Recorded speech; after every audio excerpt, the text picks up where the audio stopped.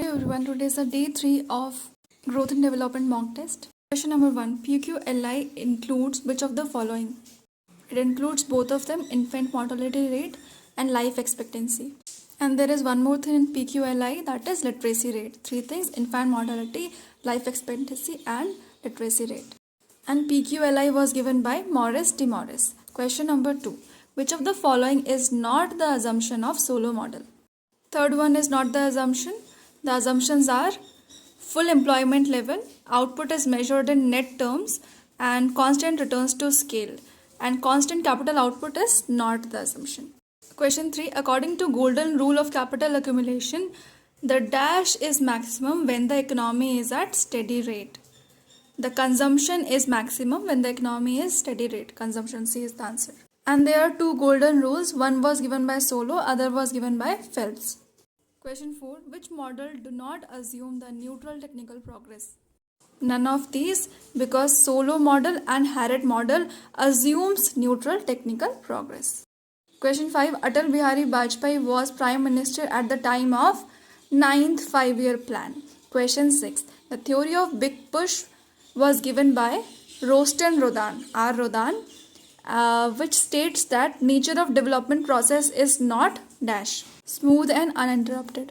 So R. Rodan gave the Big Push theory, and in that he says proper push of investment, alike aeroplane takeoff, has to be given for the development of the economy. And he says development process is never smooth or it is never uninterrupted.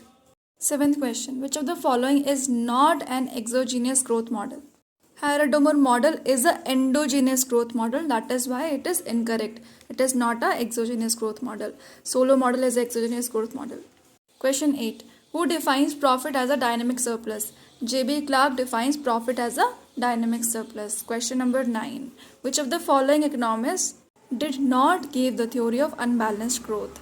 Unbalanced growth was given by Hirschman, Rostow and Singer. It was not given by Lewis. So Lewis is the correct answer here. Lewis gave two-sector economy and he also gave unlimited supply of labor. 10th question. Which of the following is not a sustainable development goal? First of all, you must know how many sustainable goals are there. There are 17 goals and all of these are the parts of sustainable goals. So none is the right answer. Zero hunger is the goal. Life on land is also the goal, and reduce inequality. Question 11. Schumpeter's book Capitalism, Socialism and Democracy was published in 1942.